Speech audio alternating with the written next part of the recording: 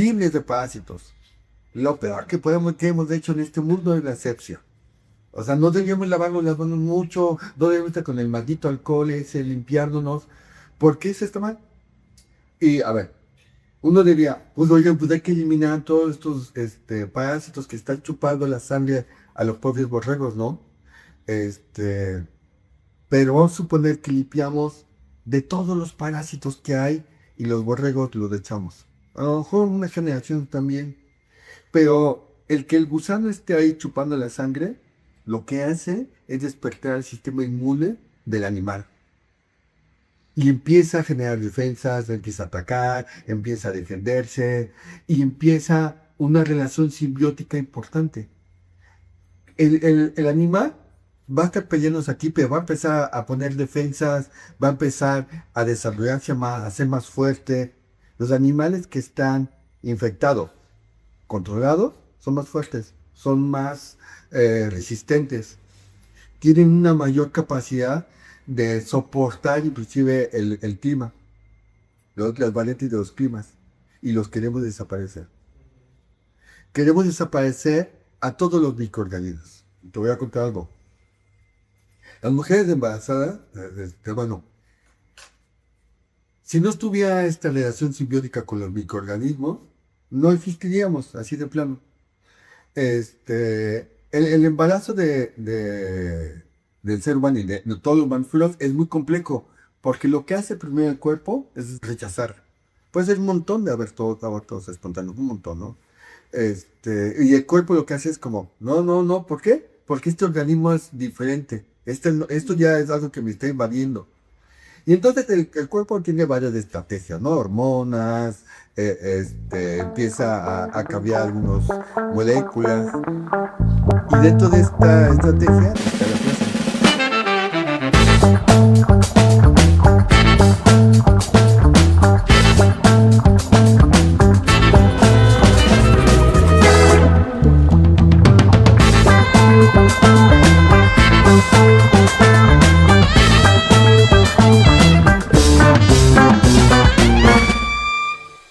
Bienvenidos a Ciencia, Cultura y Excesos. Estamos en un nuevo capítulo con el doctor Edgar Dantán. Es un gustazo tenerlo aquí. Nos encanta empezar nuestras pláticas, nuestras conversaciones, escuchando de la vida de la persona con la que estamos platicando, y no solamente en el ámbito profesional, sino si nos puede contar un poquito de dónde viene, ahora sí que desde que nació hasta que cómo terminó acá con nosotros tomándose un vino y... Claro. Uf, un poco complejo. Un día que fui a una terapia porque iba mi hijo a tomar la terapia y me invitaban los papás a decir, y yo le dije, no, mejor no hablo porque es complicada mi vida. Y entonces sí, es como, no complicada, pero sí es eh, un poco variada.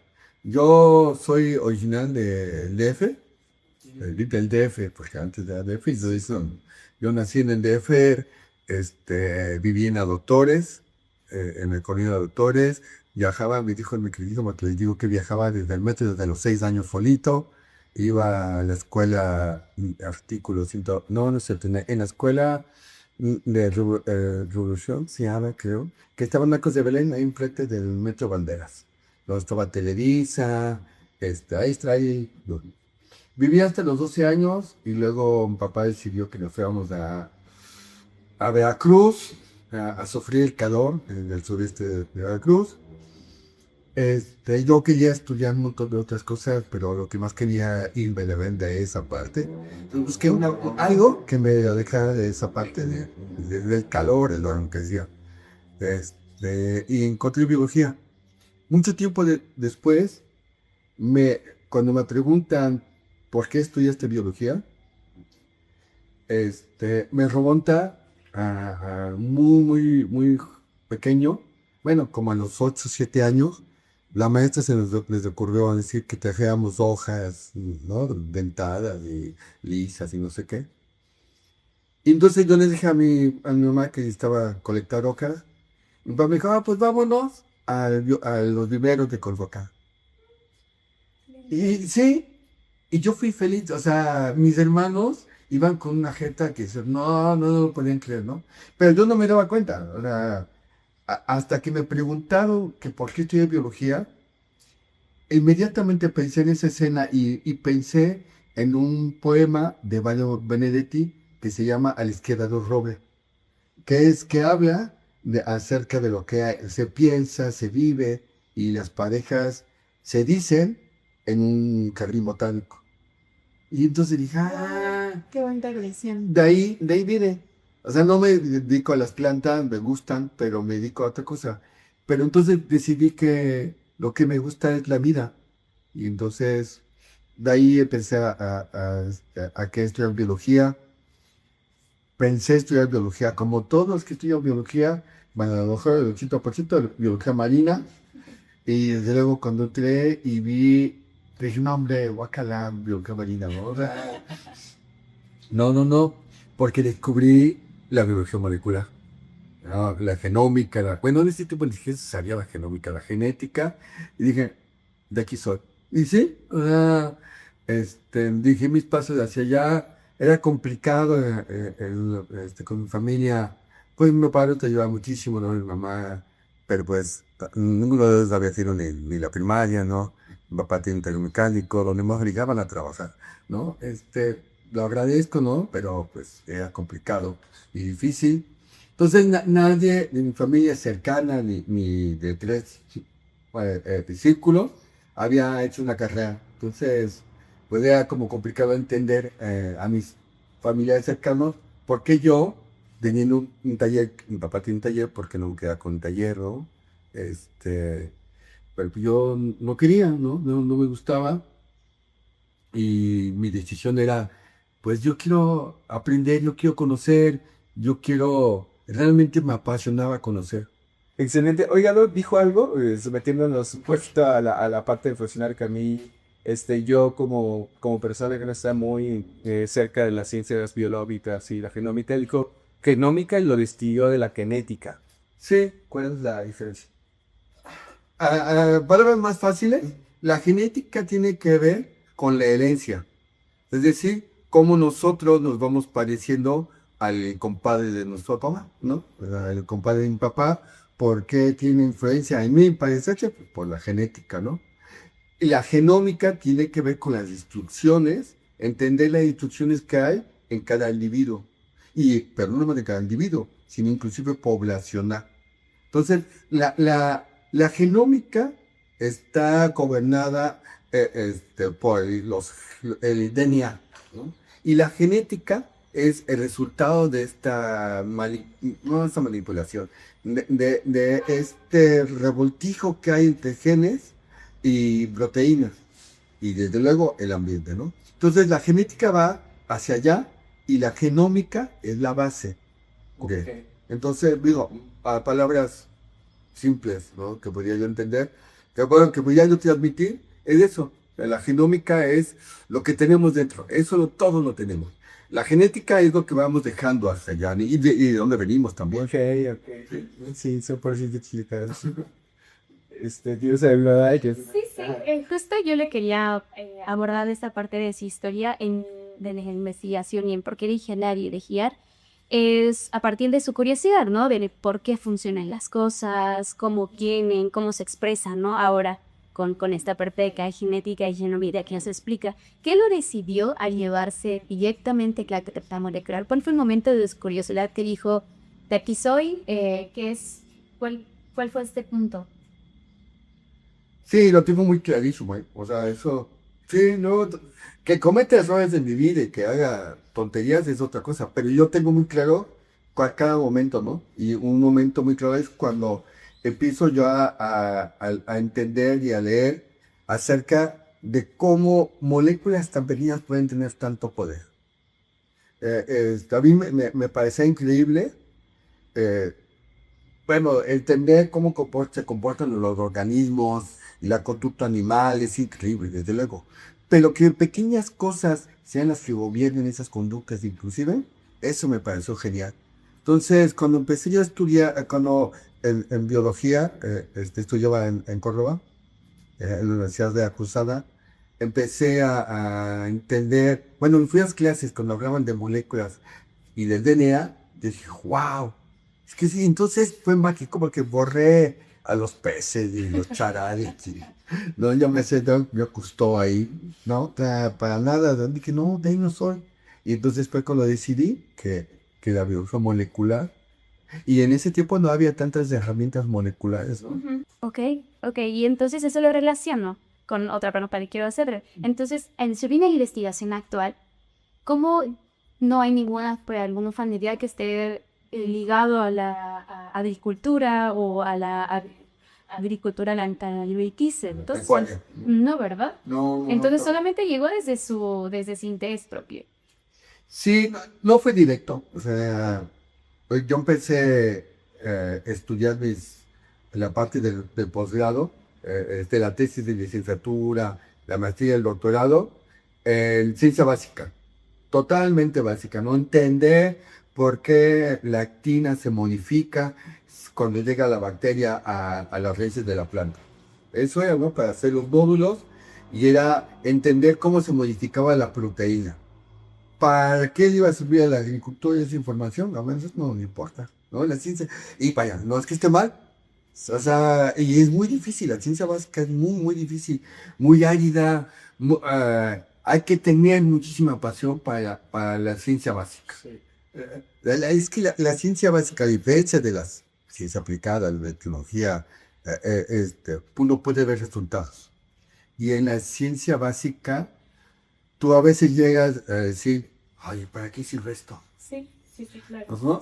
Ajá. Llegas a entender cómo una molécula se modifica a través de una señal y entiendes toda la ruta de señalización, pero sabes que mucho de ahí es ego. Porque vas cumpliendo el ego de saber, de conocer y te sientes pleno y maravilloso.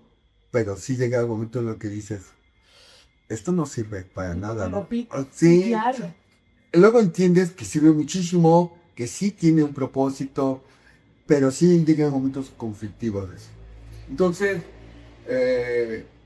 yo tuve un momento, dirían a usted de los jóvenes, canónico, eh, porque acabando el doctorado, lo único que tienes es incertidumbre, hambre y deudas, ¿no? O sea, Sí. este, eso todo el doctorado en eso. La idea pues de buscar trabajo, para mí es importante, ¿no? Trabajé en el Instituto de Tecnología, saliendo del doctorado, el que fue mi tutor, en ese tiempo se podía contratar y me contrató 2 años todavía después, ¿no? Sí, sí, la verdad es que Federico Sánchez, donde quiera que estés, es mi padre académico y es una persona que yo admiro y quiero mucho. Pues él se apiadó del fin, yo creo, me contrató. Pero estaba yo buscando, ¿no? Y tuve oportunidad de quedarme en el Instituto de Biotecnología. También me habían ofrecido en fisiología y en un hospital. Y me ofrecieron en la UAE, en el Centro de Tecnología. Y bajo todos los pronósticos, y en el CSG, o sea, también un excelente amigo y que quiero mucho, el doctor Sergio Encarnación, me ofreció quedarme como su asociado, ¿no? Y la verdad que sí, por decirlo de alguna forma, me robó y él no me lo quiero mucho. Y ante todos los pronósticos me quedé en el Centro de Biotecnología. Que me he arrepentido, a veces sí, ¿no? Sobre todo las becas y estas cosas.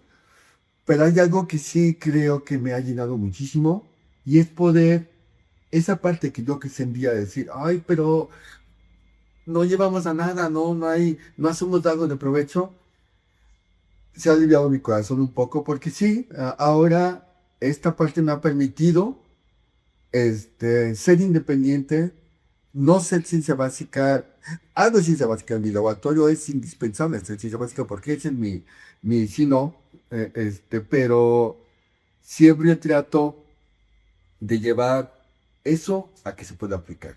Y entonces busqué modelos, sí, desde luego, pues el egocéntrico siempre está presente, ¿no? Entonces, algo que me gustara y algo que me apasionaba y que siempre me tenían dudas de estas relaciones simbióticas, pero de pervertidos, ¿no? No nomás de dos, sino de tres, ¿no?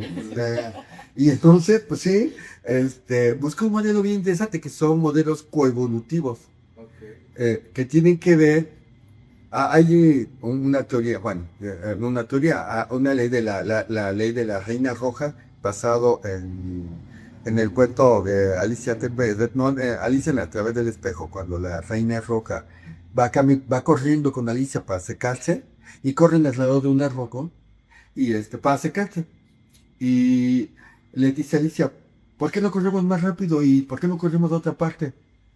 Dice, ¿por qué? Dice, porque donde yo vengo, para correr, el objetivo de correr es a otra parte.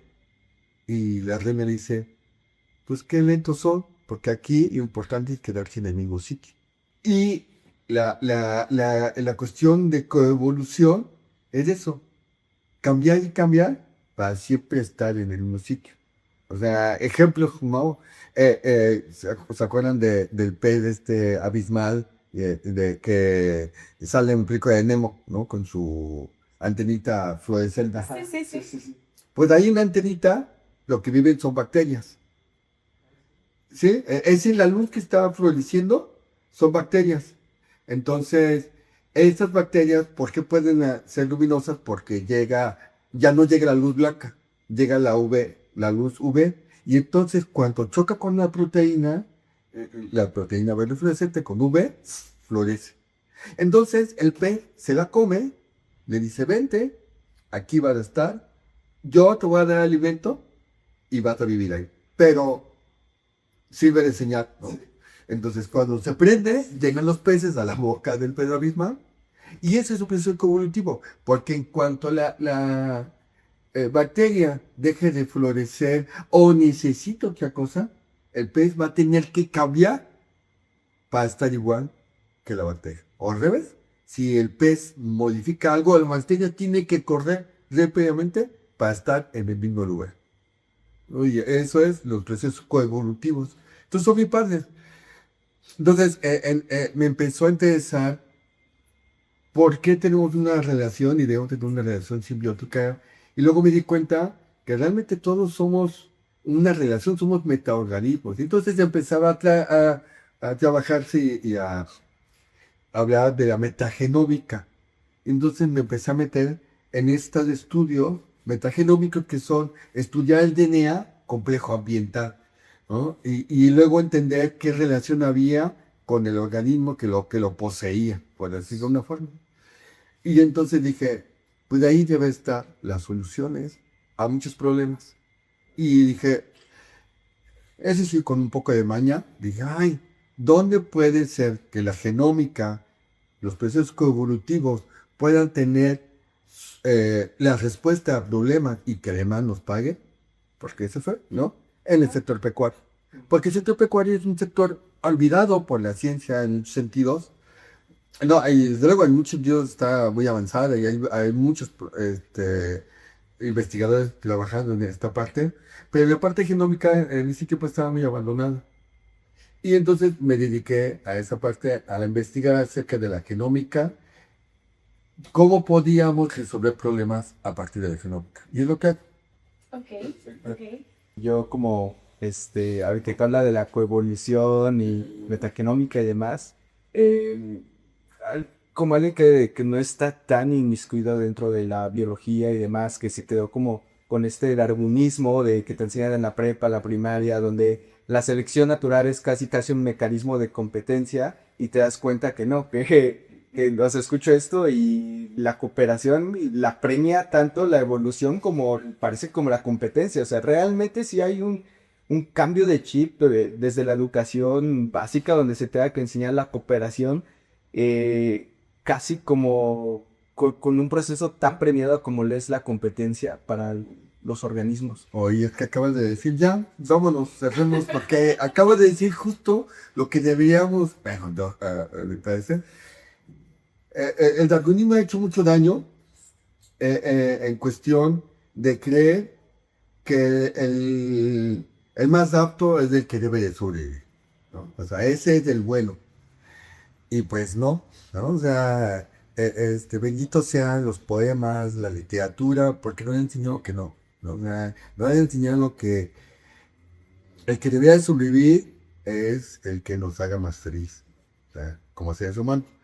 Este, pero te puedo platicar un ejemplo de lo que trabajamos, ¿no? Los parásitos, nosotros trabajamos con algunos parásitos en ovinos, que son unos pequeños gusanitos que son hematófagos, es decir, que se alimentan de la sangre. Estos llegan al reducirlo al estómago del rumiante, de la oveja, se anclan al estómago y empiezan a chupar sangre, ¿no? Eh, una gran cantidad de parásitos pueden matar a estos, ¿no? A estos organismos. Y la idea es matar. Porque así somos, ¿no? O sea, lo que queremos es libres de parásitos. Lo peor que hemos hecho en este mundo es la asepsia. O sea, no debíamos lavarnos las manos mucho, no debemos estar con el maldito alcohol ese, limpiándonos. ¿Por qué eso está mal? Y a ver, uno diría, pues oigan, pues hay que eliminar todos estos parásitos que están chupando la sangre a los pobres borregos, ¿no? Este, pero vamos a suponer que limpiamos de todos los parásitos que hay y los borregos los echamos. A lo mejor una generación también. Pero el que el gusano esté ahí chupando la sangre, lo que hace es despertar el sistema inmune del animal. Y empieza a generar defensas, empieza a atacar, empieza a defenderse y empieza una relación simbiótica importante. El animal va a estar peleándose aquí, pero va a empezar a poner defensas, va a empezar a desarrollarse más, a ser más fuerte. Los animales que están infectados, controlados, son más fuertes, son más resistentes, tienen una mayor capacidad de soportar inclusive el clima, las variantes de los climas, y los queremos desaparecer. Queremos desaparecer a todos los microorganismos. Te voy a contar algo. Las mujeres embarazadas, bueno, si no estuviera esta relación simbiótica con los microorganismos, no existiríamos, así de plano. El embarazo del ser humano y de todos los mamíferos es muy complejo, porque lo que hace primero el cuerpo es rechazar. Puede ser un montón de abortos espontáneos, un montón, ¿no? Y el cuerpo lo que hace es como, no, ¿por qué? Porque este organismo es diferente. Esto ya es algo que me está invadiendo. Y entonces el cuerpo tiene varias estrategias, ¿no? Hormonas, empieza a cambiar algunas moléculas. Y dentro de esta estrategia está la placenta, ¿no? Y con la placenta empieza a tener un resguardo el producto. Pero aún así, el cuerpo sigue atacándole, atacándola, ¿no? Y entonces llega un virus y empieza a acomodar proteínas, una proteína específica en la placenta. Una molécula que sirve de señal para que el cuerpo entienda que eso está vivo. Tranquilo. Esto es de nosotros. Gracias a una molécula que está generada por un virus. Y los virus de ahora son los peores enemigos, los queremos eliminar y todo esto. ¿Y no? O sea, los microorganismos son pocos los que son realmente, digamos, no benéficos para el ser humano. Entonces, en ese sentido, hay un montón de estos procesos que no tienen que ver con el darwinismo como lo hemos entendido, ¿no? Sí, como tú dices, eso me pareció genial y a lo mejor te voy a robar la idea. Pero si pudiéramos llegar a una escuela y decirle a los chavitos, oye, ¿saben qué? Que realmente lo que hacemos bien es cooperar. Pero no nada más como humanos, ¿no? Sino tenemos un montón de bacterias que cooperan con nosotros. Sí. Eso sería súper fácil, fíjate. Está, No te voy a robar la idea. Sí. Y está bien rollísimo también que voy a hacer un paréntesis aquí medio pequeño, de que matemáticamente se está demostrado. Vi un video buenísimo de un divulgador que es mi favorito, se llama Veritasium, y habla sobre el juego del prisionero. como justamente es un juego donde, no lo voy a explicar aquí, pero básicamente, si tú traicionas a una persona que no ves los movimientos que hace, te recompensa. Si cooperas, te- no te recompensa, pero tampoco te daña el tato. Y si el otro traiciona y tú no cooperas, entonces el otro gana. Entonces, esto se vuelve un juego donde pareciera que no cooperar, ser competitivo, siempre te premia y a corto plazo sí, pero a largo plazo siempre pierdes, ¿no? Entonces, y eso está. Y además, como se puede extrapolar a mecanismos donde hay muchísimos agentes y termina básicamente concluyendo que la evolución en parte funciona así, donde lo obliga a los organismos a cooperar incluso entre especies diferentes, ¿no? O sea, no solamente dentro de la misma especie como nosotros los humanos que somos muy sociales, te obliga a ser alguien cooperativo, no te conviene ser alguien malo, alguien que traiciona, sino también afuera de la especie, que esto está muy loco, ¿no? O sea, socialmente se puede entender, porque obviamente por eso existen como las normas sociales y demás, ¿no? Si alguien quiere aprovecharse de los demás, existen mecanismos para que eso no ocurra tanto, las leyes, pero fuera de nosotros mismos de como especie, parece que la naturaleza desarrolló, o está como si fuera la ley de la naturaleza, castigar a las personas que quieren pasarse de listes, digamos, ¿No? a los agentes que quieren. Es que, y se lo digo a mi hija estudia matemáticas, pero siempre la quiero inducir a que también meta sus procesos matemáticos de la biología, porque hay un montón de ejemplos. Sí. Un montón, pero no lo he logrado, pero intentaré, Valentina, si me ves, un día lo lograré. Porque sí creo, o sea, está muy padre eso, porque creo que sí deberíamos de tomar ese ejemplo. Yo creo que lo que pasó fue tomar estas observaciones de Darwin literal, ¿no? O sea, y luego pasarlas de esta forma tan simplista a filosofías. Hay un montón de filosofías basadas en el darwinismo que no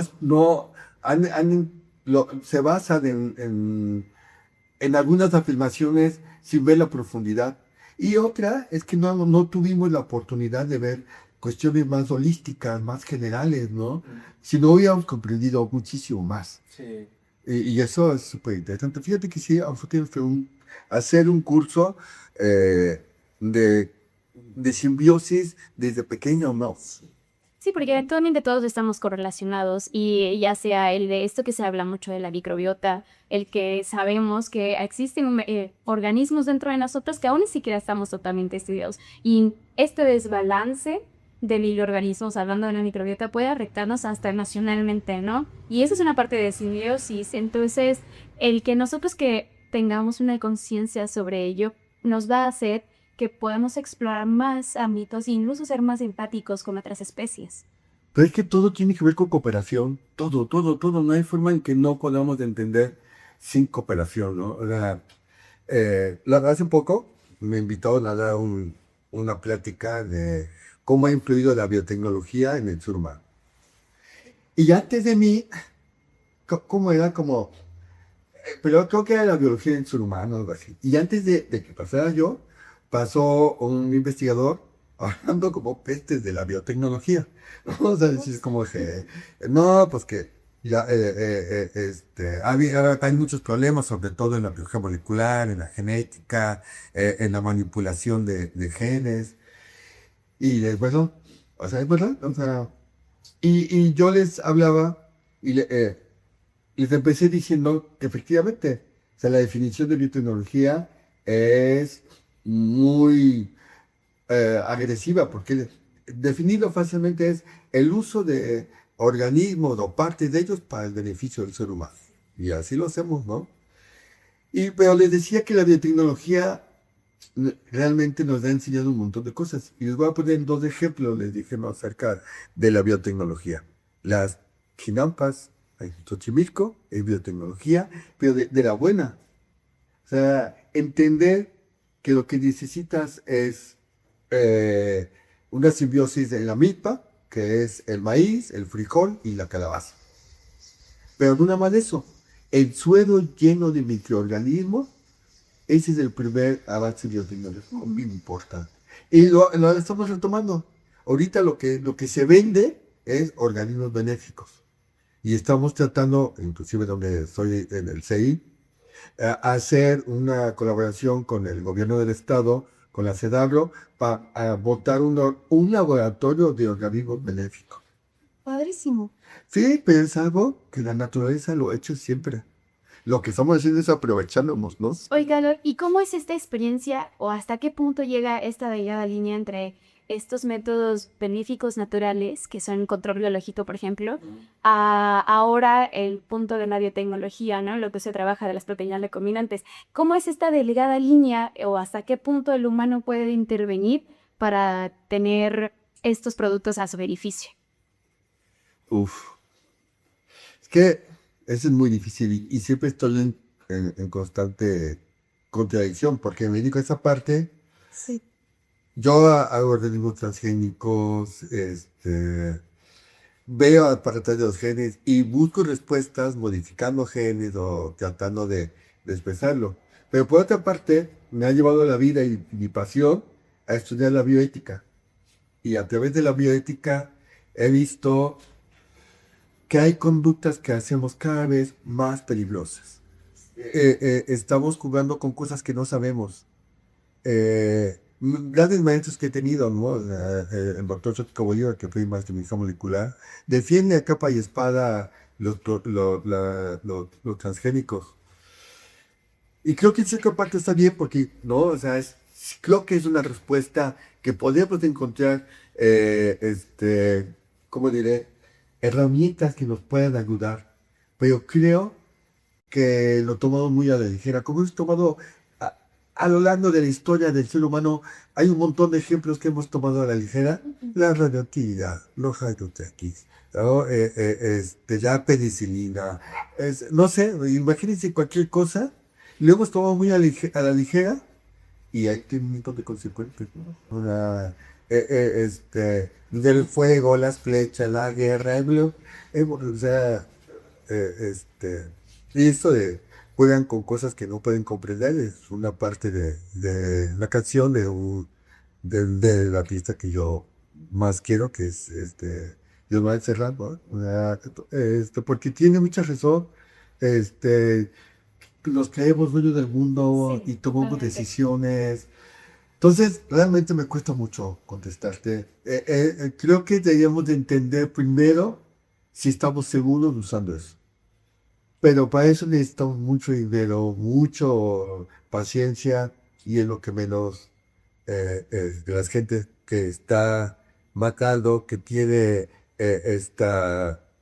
¿cómo se dice? Tomar decisiones, es lo que menos tiene, porque ellos quieren resultados de inmediato. Claro. ¿Para qué? Para que buscar la nueva elección, para buscar los nuevos votos, ¿no? Y entonces nos quedamos otra vez que tenemos que resolver en ese momento sin saber, y como decías, ¿no? ¿Qué va a pasar a la siguiente generación? Porque de eso importa los resultados de ahorita. Sí, sí, sí.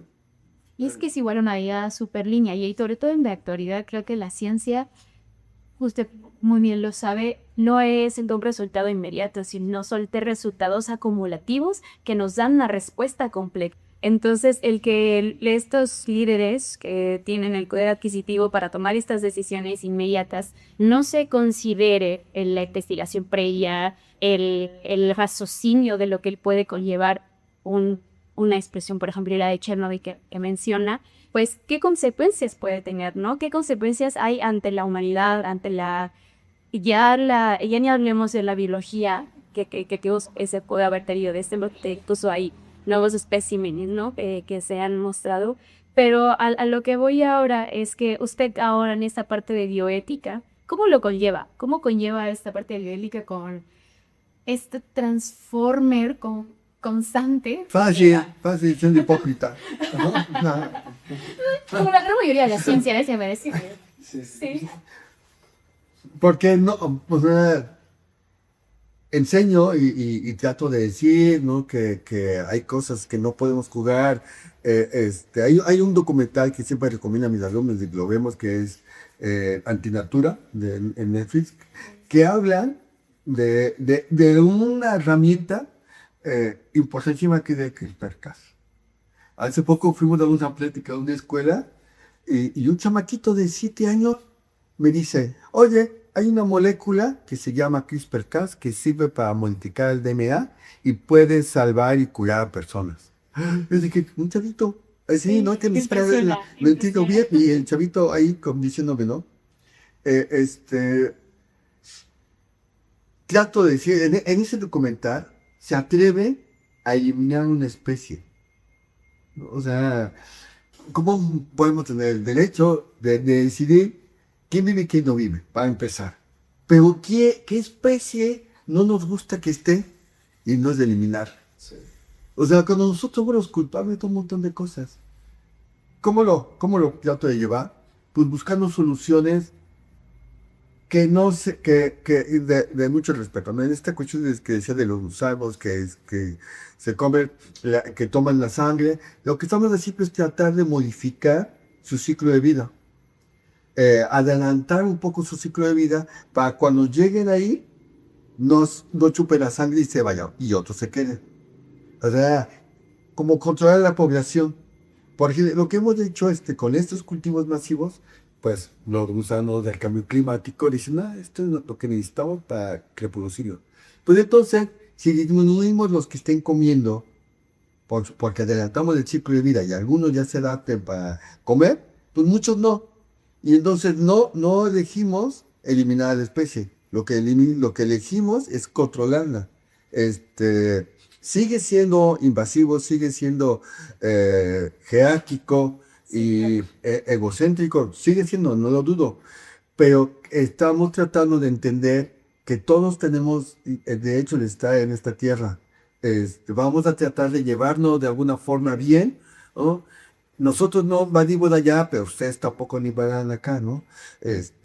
Eso de que nosotros no vamos para allá es lo más difícil, ¿no? Sí, es como lo que platicábamos hace rato, ¿no? Que eventualmente es entre especies tenemos que compartir, no tenemos que competir. Que compartamos el de, bueno, yo tengo tantos nutrientes, tú tienes estos nutrientes, o me sobran estos, o cuando se te grabe esta especie tú puedes adquirir aquellos.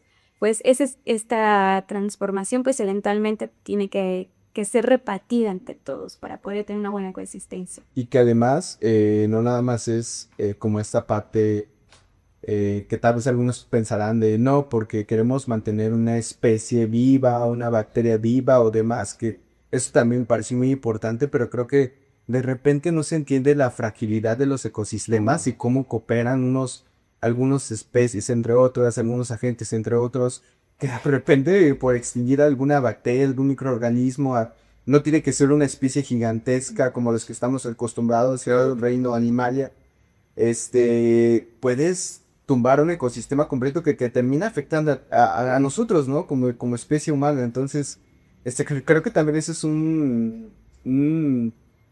una narrativa que se tiene que llevar desde la educación básica, desde que te enseñan qué es la queda. Híjole, es que además hay un montón de ejemplos en esto de la vida de toma de decisiones que nos hacen ver lo hipócrita que somos. Es así. Un ejemplo de esto es los hipopótamos de Colombia. Colombia de Pablo Escobar, ¿no? ¿Qué decidimos? Matarlo, ¿no? Porque eso fue lo que se decidió. Ok, no se puede llevar allá, no se puede acá llevar acá, entonces los vamos a matar. ¿Quién fue el que ocasionó eso? ¿Los hipopótamos? No, ellos no son los responsables, no. Debíamos hacernos cargo de nuestras acciones. O sea, esto es lo primero que debemos de enseñarnos, ¿no? Por eso, cuando dice un niño, rompiste esto, pues bueno, hazte cargo de tu responsabilidad. Mientras yo, así, en lo macro, soy un hipócrita y esto que yo ocasioné, es que fue una persona, no, fue la sociedad misma, ocasionó que los elefantes, que los hipopótamos, ahora, no nos causen algún efecto, ahora hay que matarlos. Así de simple, ¿no? O sea, entonces sí podemos intervenir, ¿no? Hay un caso muy famoso de intervención y ajustes que están en intervención de comunicación y de hablar con los científicos. Lo de conocer, el de los pingüinos, la Antártida de la cadena de esa, ¿cómo se llama? La cadena inglesa de noticias, ese se me fue, pero es que es súper famoso. Pues, hasta salió un periódico donde, pues lo primero que te dicen como divulgador de la ciencia de la vida animal, no intervengas, ¿no? O sea, vas filmando y ves a un león, ya sé cuál es. Sí, sí, eh, sí. la BBC del hombre, ¿no? Ves a un león mientras comiéndose a una pequeñita cebra y no sáltenla, ¿no? Y aquí ellos están con la cámara y pues nada, ¿no? Pues resulta que estaban filmando a una colonia de pingüinos en la Antártida. Y están ahí filmando. Y en ese momento se mueve el talud o algo ahí. Y el único camino donde la colonia de pingüinos podía salir se cubre. Estaban destinados a morir. Y la pregunta aquí es, ¿pueden intervenir o no pueden intervenir? Porque estos divulgadores y los periodistas tenían la herramienta, ¿no? Que podían excavar porque tampoco era una montaña, ¿no? Podían excavar. Y entonces, la pregunta, ¿intervinieron o no intervinieron? Pues intervinieron. Hicieron su ¿no? Y los sacaron. La BBC de Londres dijo, wow, ¿no? Pues se cancela y esto no va. No se publicó. Porque el hombre no puede intervenir ante la... Pero a ver, ¿por qué se cayó el hielo ahí? ¿Por qué hubo ese talud? Porque hubo un deshielo. ¿Por qué? Por el cambio climático. ¿Y quién ocasionó? Nosotros. Sí, claro. Pues somos bien hipócritas. Entonces, no podemos salvar a los pingüinos porque no podemos intervenir, pero sí podemos matar a los hipopótamos. Es que trabajamos una doble ventana, ¿no? Claro, porque eso somos, ¿no? Así nos vivimos y la biótica trata de entender esos asuntos. Me cuesta mucho tratar de regirme para eso, ¿no? Y de que pues, mi investigación vaya en ese sentido. Lo intento. Yo sé que no lo logro, ¿no? Y sé que pues cuando doy clases de molécula me pongo otro traje, ¿no? Y de vale va. Pero la ética no puede llegar a tener un punto de flexibilidad. Ay, ¿por qué no debe ser la otra? Oh, claro, por supuesto, ¿no? No, al contrario, porque la bioética, el propósito de la bioética es estar del lado del más vulnerable. Y entonces ahí no puedes tener flexibilidad. Pues. El más vulnerable es el hipopótamo, ¿no? El más vulnerable es el pingüino. Eso es más vulnerable. Ok. Y regresando un poquito a la parte de darwinismo y selección natural, y cómo justamente hay organismos o sí, especies que no se pueden tener su supervivencia sin la cooperación de otros organismos. Se podría decir incluso que la selección natural, o se puede plantear esto, que la selección natural recompensa a estos metaorganismos más que una especie única, o sea, a sistemas completos. Sí, eso clarísimo. Y no hablemos, o sea, a lo mejor no entendamos como organismos individuales aquellos que no están en sociedad, en manada, no sé, como un jaguar, ¿no? Que no está, es un organismo solitario. Él sigue conviviendo, él sigue matando, él sigue muriendo, sigue defecando, y eso ahí coopera. ¿No? Y hay interacción, matando, tiene interacción, lo que deja que no se come es producto para otros, ¿no? O sea, no es que hablar como de comunidad, no nada más es como las hormigas, ¿no? Sí, no. O sea, sino, siempre estamos en comunidad, porque todo nos afecta. Sí. La cuestión aquí es, porque es que no hay otra especie que se salve para no hablar mal de ellas que el ser humano. Y el ser humano hace estas cuestiones individuales. Estas cuestiones donde a mí me importa poco y yo voy a actuar pensando en que soy único. Sí, de hecho, o sea, todo lo que ha platicado resuena muchísimo conmigo porque Así yo es. estoy como, no, yo tengo un problema con este antropocentrismo, o sea, donde el humano es el centro del universo, o sea, a mí de repente me quita el sueño la parte como del sufrimiento y siempre se hablan y es mucho como se alza la voz de las injusticias sociales, ¿no? O sea, que grupos vulnerables dentro de nuestra misma sociedad, dentro de la misma especie humana, pero no puedo creer, o sea, cómo de verdad no se ve el sufrimiento más allá de nuestra especie que estamos provocando, que está en nuestras manos, que es con nosotros.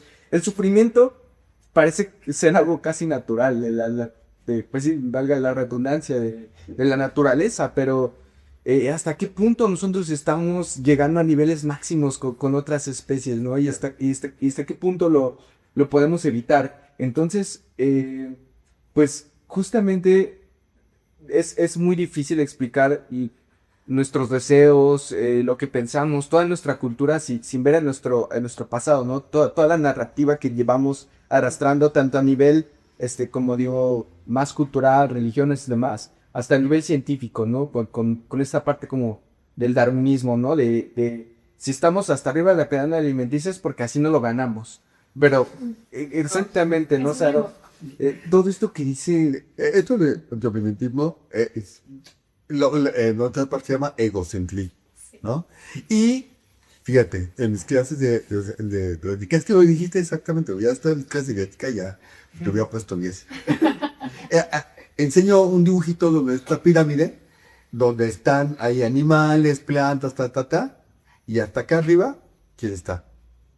El ser humano, o sea, así, o sea, arriba de la pirámide. Pero interesantemente es que hay una figura súper padre, porque aquí está, y acá abajo está el elefante, pero aquí abajo, ¿sabes quién está? ¿Una figura de quién? ¿Qué? De una mujer. Y es que ese es el darwinismo. Justamente el darwinismo malentendido, claro, sí, ¿no? Y mis alumnos, se las pongo, ¿no? Y lo ve. Ese es lo chito, ¿no? Ese es lo padre, porque la verdad, y eso de creer que los alumnos son tontos, toda esa parte, es muy ofensivo. Pero cualquiera lo ve, ¿no? Y que a ver, ¿qué ven aquí, no? En la figura y está, pues, que el egocentrismo, porque el hombre está más arriba, ¿no? Y la mujer está abajo, ¿eh? O sea, lo ven claramente, ¿no? Digamos que esa filosofía, porque es una filosofía bioética, ¿eh? Porque es donde te acomodas en la naturaleza. Y luego viene el biocentrismo. Y todos somos iguales. Ajá. Todos somos iguales. Y en un círculo donde todos estamos iguales. O sea, tu vida, la vida del gusano, toda la vida vale lo mismo. De ahí nace la filosofía como el veganismo. Y yo les pregunto a mis alumnos, ¿no? Digo, esa es la chida, ¿no? No, sí, porque esa es la buena, ¿no? Todos somos iguales. A ver, vamos a suponer que te mando como unos taquitos aquí a la calle del hambre, ¿no? Y te comes unos tacos y te enfermas. Te resulta que tienes una diarrea y tienes una infección. Te llevan a un hospital y te están atendiendo. ¿Qué te van a hacer? No, pues meter suero. Y sí, pero y el suero te va a hidratar, pero sigues con la diarrea, ¿no? Sigues con la infección. Dice, pues que me ponga un antibiótico. Digo, no te vas a poner un antibiótico. Digo, ¿por qué no? Porque tú creas en el biocentrismo, ¿no? La vida tuya vale igual que la de la bacteria. Sí. Entonces, pues ahí está lo difícil, ¿no? Es difícil. Es difícil poder entender cómo podemos convivir y lo que tenemos que hacer es ser congruentes, ser valientes y decir, tenemos que matar para comer. Sí. Tenemos que asesinar, tenemos que quitarle la piel a los animales, tenemos que hacerlo. Pero por lo menos no hay que ser hipócritas. No, pero ¿a qué nivel? O sea, justamente, sí. Son unas dimensiones, como dicen, y siempre dicen, no, pero es que evolucionamos para comer animales y más. Digo, probablemente sí, pero ¿de verdad matamos tantas vacas o cerdos al año como humanos han existido en la Tierra? O sea, ese nivel no es verdad. O sea, no evolucionamos para hacer un... No, todo eso, la cuestión de ganadería y todas esas cosas, todo es por dinero. No es para alimentarnos. Que nadie puede decirle que no a unos taquitos de suadero. Perdón, Claro, no. sí, sí, sí. No, pero es una salvajada. Pero más salvajada, y eso luego no entiende. Y por eso a mí, perdón, los veganos me caen mal, ¿no? Porque una cosa es que no coman carne y entonces ya con eso sean superiores. Pero comen un montón de productos que dañan muchísimo, que la huella que llega es más grande. Se visten con ropa mucho más compleja, donde hay un montón de cheptos esclavizados, donde el paro social y moral es enorme. Este proyecto yo creo que es la esencia de todo eso, ¿no? Una sociedad informada, una sociedad que puede contrastar y generar criterio propio sobre las mejores decisiones que puede hacer a lo largo de su vida, no solamente para beneficio propio, sino para beneficio de todo lo que lo rodea, es justamente, para mí vale muchísimo, ¿no? Es que yo creo que esta es la clave, una sociedad informada, pero informada como debe de ser, ¿no? O sea, yo no digo, ay, no, los dejamos de decir, yo creo que sí, y la verdad que es una filosofía chida, ¿no? Sí, o sea, justos. El principio la intención desde el principio es buena. Sí, pero mientras más están informados, justamente se puede moldear a cómo puedo ajustar para justo, tal vez no soy vegano, como carne una vez al mes, o sea, justo una vez al mes, una vez cada cuánto es lo mejor, para que si lo hiciéramos todos, realmente pudiera impactar. Ok, como Pues, carne, buen criterio. como que pero no me compro 10 pares de tenis. Me compro 2, ¿no? Porque eso impacta también. O sea, ya pequé aquí, pues no peco acá, ¿no? O sea, ¿sabes de qué se gastamos más? Maquillaje, helados. ¿En el que gastamos menos? Libros. Libros, en nuestra propia salud. A nivel mundial, armas, droga, pornografía. Eso es lo que gastamos más. Y lo que gastamos menos de música, libros, menos que diga, lo que gastamos menos es eso. El estar informados, que tengamos cultura. Eso no lo veo. Pero es que eso está bien arraigado desde la educación. O sea, Sí, pero podemos pues que cambiar. estorbe un criterio desde la infancia, creo que es lo primordial para que podamos tener estos tipos de intereses. No, claro, y además es difícil, aunque uno esté informado, es difícil, pues no decir, ay, Sí, me echo un quesito con los vinitos y cosas así, es difícil, ¿no? Pues me voy a la playa y me pongo bloqueador y me meto al mar y, ay, porque no me quiero, ¿no? Y me voy a hoteles que están en la playa y no me importa el impacto. Justo platicando de la forma y cómo la sociedad interpreta la ciencia, a mí me gustaría preguntarle, Rob, ¿de qué manera los agricultores toman estas estrategias de tecnológicas que que eventualmente son benéficas para disminuir la pérdida de ganados, disminuir la pérdida de enfermedades, pero con qué enfoque ellos pueden aceptar esta información y sobre todo pues añadirlas a su cotidianidad, ¿no? ¿Cómo ves? Deja que te haga una pregunta. Sí. Cuando dices agricultores, ¿a quién te refieres? Llamémoslos en el ámbito que usted trabaja, que son los agroalimentarios. Sí, pero Los que se dedican a cuidar los ganados, a los que se dedican a todo. es que vamos a hablar de la agricultura, ¿no? Sí. Porque es que en la ganadería es un poco diferente, pero el sector pecuario, pero en la agricultura tenemos un montón un tabiz enorme de agricultores. Entonces está el agricultor que tiene una parcela pequeña donde sobrevive con lo que siembra. Y tenemos agricultores que tienen hectáreas y hectáreas y sobreviven sus trabajadores porque ellos están bien. Entonces, en tabiz de personajes que se dedican a la agricultura, pues tenemos desde el que está jodido, que siembra, que él va, que trabaja, y del parte que tiene tractores, peones, haciendas enormes, ¿no?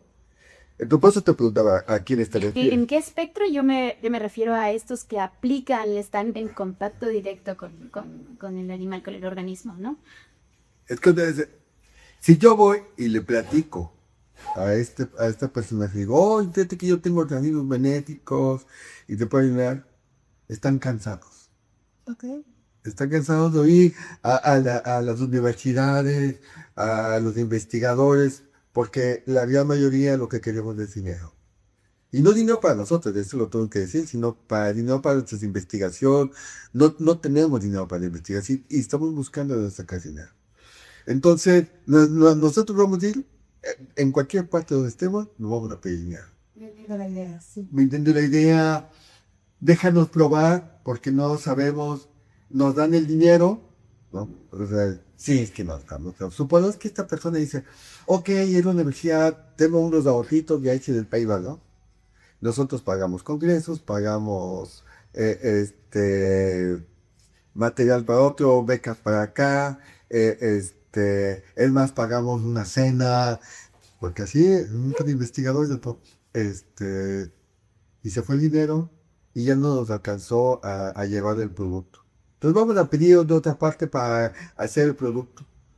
Y entonces, fíjate, en algún momento vamos a llegar con el cuate de hasta acá. Y él sí nos va a dar todo lo que queramos, pero va a quedarse con el producto. Y él lo va a vender.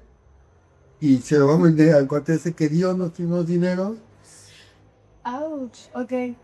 Y es horrible. Sí, por supuesto. Porque además le dijimos, eso es la función de la biotecnología, lo difícil de la biotecnología. Porque además, digo, ¿sabes qué? Yo tengo la idea, de aquí en tus tierras hay bacterias o hay gusanos, neumátodos, que van a servir para controlar o para, son benéficos. Los dejas aislar, sí, déjale, chao. Ay, chao, pues, cosas. Porque van a estudiar, ¿no? O sea, sí, bacán, ¿no? Entonces sacamos de ahí, agarramos, hay microorganismos que es súper potente, que va a dar alto crecimiento, pero él ya no lo puede industrializar, vamos con él, y luego a él van a llegar los vendedores y le dicen, mira, tenemos un producto que está hecho de una bacteria que es súper potente, y fue aislada en su lugar, y se la vamos a meter súper cara. Y eso pasa. Ok. Es muy duro, muy difícil, ¿no? O sea, no tenemos una estrategia donde podemos llegar. Se han hecho esfuerzos, de verdad, todas las universidades, los centros lo hacen, quisiéramos ayudar, de verdad, vamos con las mejores intenciones. Investigadores de ciencia básica, ciencia aplicada, lo intentan. La gran mayoría, muchos son amigos míos, otros no tanto, ¿no? Este, pero lo intentan, lo procuramos hacer, pero es difícil, ¿no? Es difícil. Inclusive, no quiero hablar mal de bueno, porque inclusive ellos hacen un esfuerzo.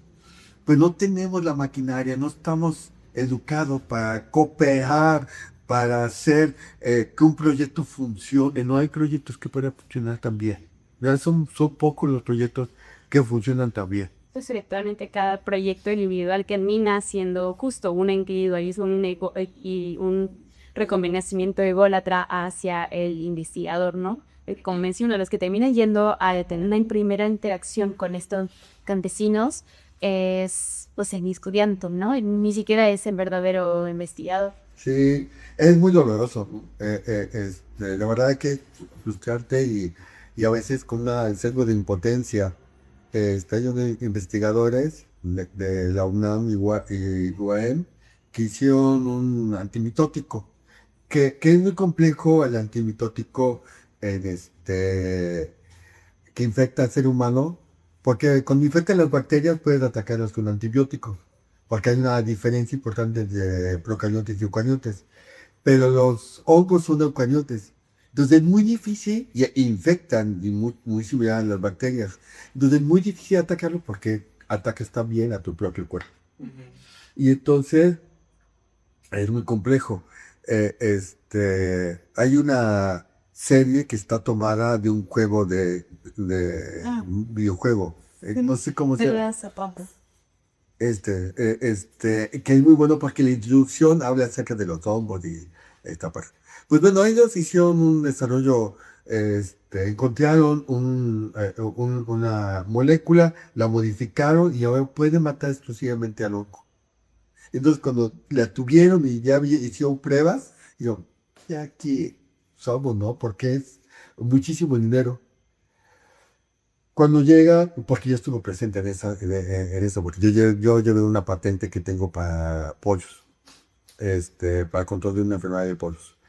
De verdad, yo vi la cara del investigador, cómo se iba como cayendo sus sueños, ¿no? Su camioneta, su mansión y todo esto, porque dijo, muy bien, doctor, está bien, pero ahora vamos a la fase 3, la fase 4, y dice, es que ya vino una empresa a decirme que se los diera, ¿no? Y no me puede dar no sé qué tanto. Dice, porque la fase 2, entonces la persona que le estaba diciendo, una mujer súper bien preparada, le decía, seguro le dijeron que consiguiera alrededor de $200 millones para la primera fase, para esa fase. Sí, dice justamente eso. Y la otra fase era mucho más cara, para llegarla al mercado. Imposible. Imposible que una universidad no pueda hacer. ¿Verdad? Imposible. Porque hay un montón de factores y luego pelearse con las grandes compañías. Y entonces es muy difícil, muy, muy, muy complejo. No es tan fácil, o sea, hay mucho talento, hay mucha gente que quiere hacer bien las cosas, pero pues no, este mundo no está hecho para las personas buenas, creo. No, pero yo creo que sí, No, creo que sí. creo que sí, sí tiene razón. Por eso se crea este espacio, para que se genere un criterio en donde pues podamos ver esta línea, ¿no? Esta delgada línea en donde qué es lo conveniente para todos, tu Sí, especie, sí, y claro. que no solamente como a uno individual, ¿no? Uno porque está viejito y ya todo. Ya no hay esperanza. Gracias. Esto Juárez dice que siempre Ya hay nada más una nueva te vas, esperanza. y además te vas mepando las madres. No. Su madre ya se quiera, ¿no? Oye, me cae, se le mentaste que oye. Sí, no, sí, No. Entonces esto a mí me lleva pues a pensar, ¿no? Ok, la biotecnología pues trata de generar productos que beneficien tanto al propio investigador como en general a la línea, ¿no? ¿Cómo lidia la biotecnología ahora con las macroempresas, ¿no? Que tratan de derribar totalmente todas estas barreras bioéticas, esta moral que tiene un investigador de que tenemos que hacer las cosas bien, que tenemos que llevar una metodología y los residuos van donde van, mientras que las empresas industriales tratan de evitar totalmente todo esto. ¿Cómo lo lleva la biotecnología? ¿Cómo usted lo lleva? Bueno, es que son dos cosas, pero la de tecnología. Es que quisiera decir una frase que dijo Maradona. La pelota no se mancha. Bueno, ¿sabes qué? Se metió coca y todo eso, pero dijo, yo soy el que la regué, pero la pelota no se mancha. ¿No? O sea, la biotecnología es una rama de la ciencia eh, que está realizada por mucha gente de buena voluntad, con científicos de buena voluntad, pero que es de las ciencias, de las disciplinas que más dinero necesita. Es una ciencia cara. Digamos, las ciencias sociales, ¿no? Y tengo muchos amigos y personas que sigan la educación, por ejemplo, ¿no? Que no cuesta muchísimo, que no cuesta muchísimo hacer ciencia de este tipo. No digo que no sea importante, desde luego, pero no se necesita tanto dinero. Y entonces, cuando tú necesitas dinero, el 80% de las veces te van a prostituir. Vas a mentir, vas a decir que tu proyecto es lo máximo, vas a mantener muchas flores para poder venderlo y que se pueda comprar. Porque necesitamos dinero para hacer más investigación, para que tengan un mejor sueldo, para muchas cosas, ¿no? Y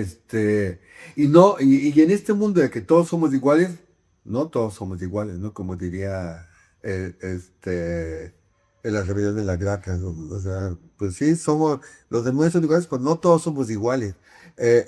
Los investigadores, todos somos iguales a la hora de trabajar y de evaluarnos, pero no a la hora de ganar, no a la hora de tener beneficios. Y es horrible pensar que no todos tienen una moral suficiente para hacer las cosas. Tengo un buen amigo que él pensaba ilusamente que todos los científicos o los investigadores eran cultos. Y dicen, ay no, mal de cara. Todos conocemos conozco investigadores que han dicho así, a mí no me interesa leer.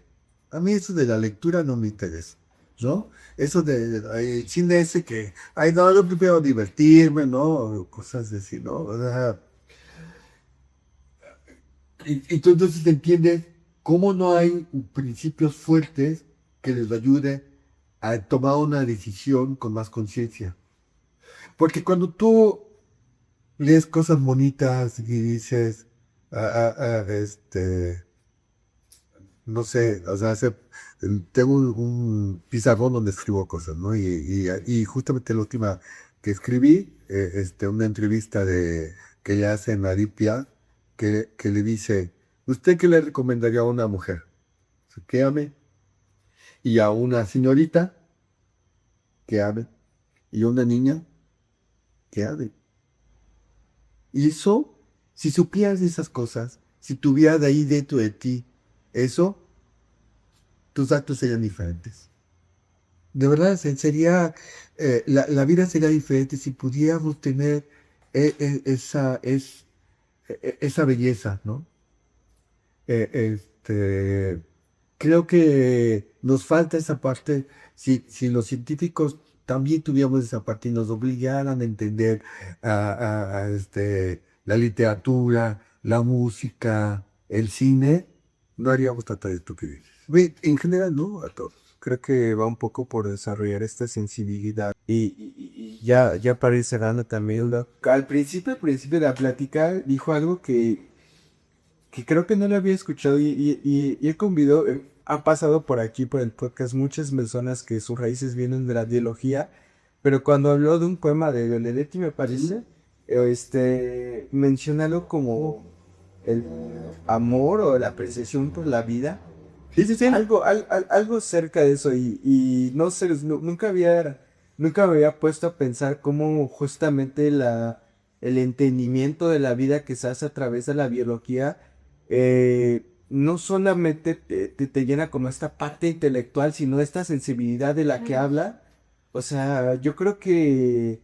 Y es esto, ¿no? O sea, el hecho de que las personas que nos están escuchando y que tal vez no tengan una relación directa con las ciencias biológicas, el cómo tú empujarte a entender este tipo de cosas te llenan como fin en sí mismos, a entender la vida a través de la biología, la belleza y la satisfacción que se puede encontrar a través de esto, lo ha llenado, o sea, hasta este punto diría que...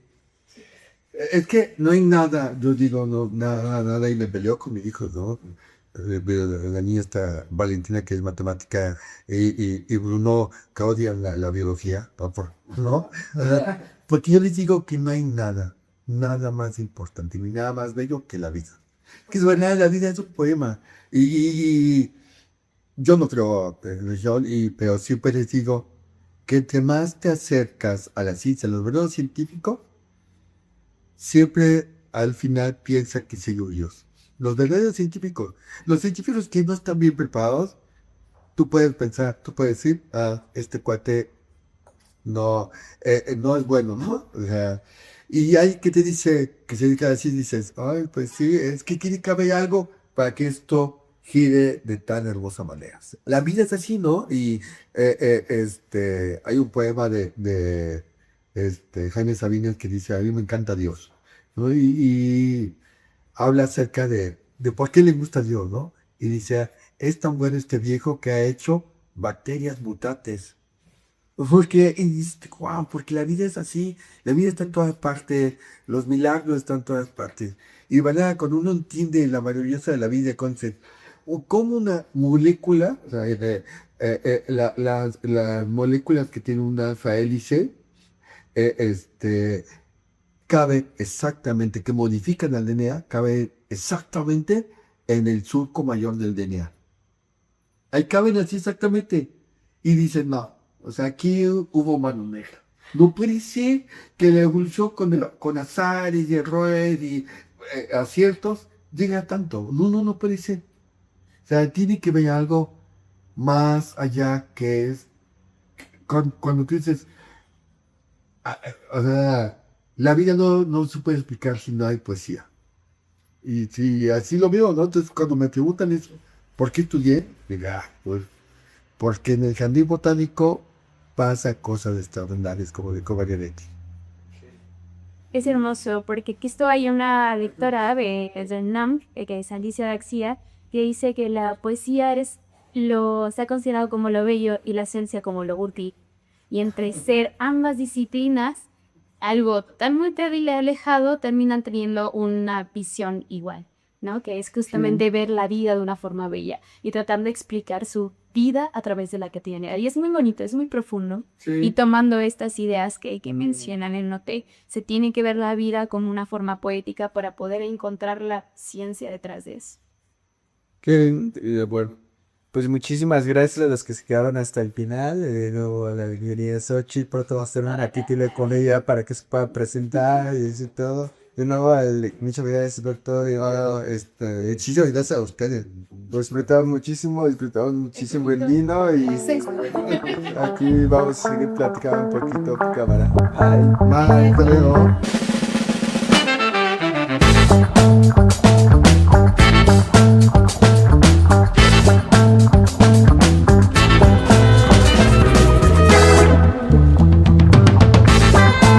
Bye.